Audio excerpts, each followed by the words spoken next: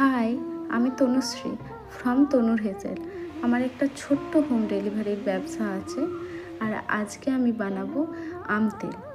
একদমই ঘরোয়া আর সিম্পলভাবে, বেশি কিছু মশলার দরকারই হয় না, ঘরে থাকা জিনিস দিয়েই খুব তাড়াতাড়ি বানিয়ে ফেলতে পারবো। তার আগে আমাদের গাছ থেকে দুটো কাঁচা আম পেড়ে নেব। আমগুলি পেড়ে নিয়ে পরিষ্কার জলে ভালোভাবে ধুয়ে নিতে হবে। ধুয়ে নেওয়ার পরে ওই আমগুলি ছোট্ট ছোট্ট টুকরো করে নেব। কেউ চাইলে বড়ও করতে পারে।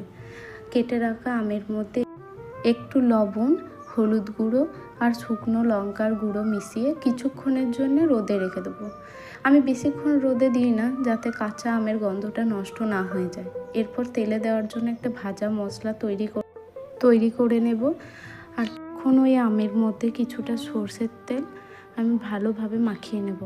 সর্ষের তেলটা ভালোভাবে মাখানো হয়ে গেলে কিছুটা ভাজা মশলাও এর সাথে মাখিয়ে নেব। এই আমগুলো এখন কাচের শিশির মধ্যে ভরে দেব। আর পরিমাণ মতো কিছুটা তেলও ভালোভাবে মশলার সাথে আমগুলো মিশিয়ে নিয়ে আমগুলো কাচের শিশির মধ্যে ভরে দেব।